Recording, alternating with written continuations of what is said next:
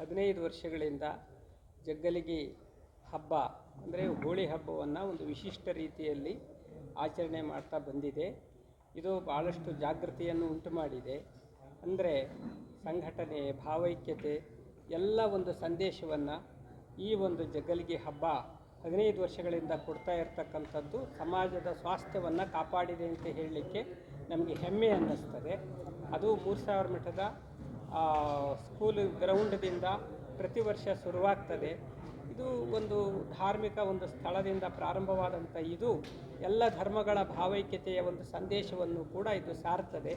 ಅಷ್ಟೇ ಅಲ್ಲ, ನಮ್ಮ ಪ್ರಾಚೀನ ಈ ಹೋಳಿ ಹಬ್ಬದ ಒಂದು ವೈಶಿಷ್ಟ್ಯವನ್ನು ಕೂಡ ಈ ಹಬ್ಬಕ್ಕೆ ತಂದುಕೊಟ್ಟಂಥ, ಅಂದರೆ ಭಾಳ ದೊಡ್ಡ ಪ್ರಮಾಣದಲ್ಲಿ ತಂದುಕೊಟ್ಟಂಥ ನಮ್ಮ ಶಾಸಕರಾದಂತಹ ಮಹೇಶ್ ತೆಂಗಿನಕಾಯಿಯವರು ಶಾಸಕರಾಗೋದಕ್ಕಿಂತ ಮೊದಲು ಶುರು ಮಾಡಿದರು.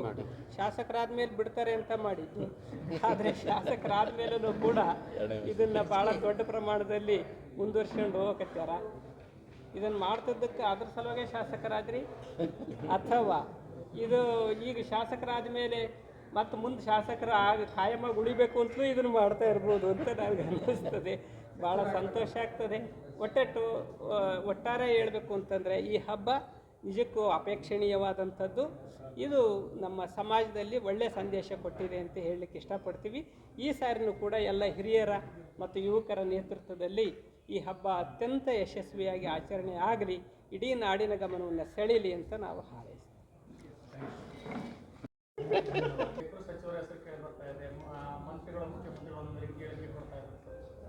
ನೋಡಿ, ರನ್ಯಾರಾವ್ ಪ್ರಕರಣ ಭಾಳ ಗಂಭೀರವಾಗಿರ್ತಕ್ಕಂಥ ಪ್ರಕರಣ ಇವತ್ತು ರಾಜ್ಯದಲ್ಲಿ ನಡೆದಿದೆ.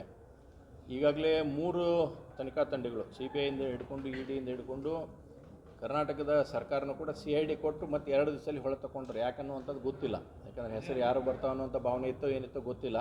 ಆ ಕಾರಣಕ್ಕಾಗಿ ಹಿಂದೆ ತೊಗೊಂಡಿದ್ದಾರೆ.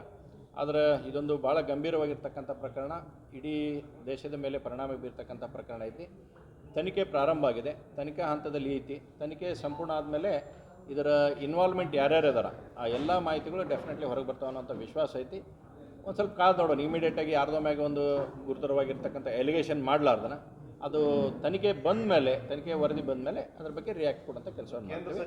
ಬಟ್ ಒಂದು ಊಹಾಪೋಹ ಮಾತ್ರ ಇಡೀ ಎಲೆಕ್ಟ್ರಾನಿಕ್ ಮೀಡಿಯಾ ಇರಲಿ, ಪ್ರಿಂಟ್ ಮೀಡಿಯಾದಲ್ಲಿ ಕೂಡ ಹರಿದಾಡ್ತಕ್ಕಂಥ ಸಂಗತಿ, 2 ಸಚಿವರು ಇದರಲ್ಲಿ ಇನ್ವಾಲ್ವ್ಮೆಂಟ್ ಇದ್ದಾರೆ ಅಂತಕ್ಕಂಥದ್ದು ಬಹಳ ದೊಡ್ಡ ಪ್ರಮಾಣದಲ್ಲಿ ವ್ಯಾಪಕವಾಗಿ ಪ್ರಚಾರ ಆಗ್ತಾ ಇದೆ.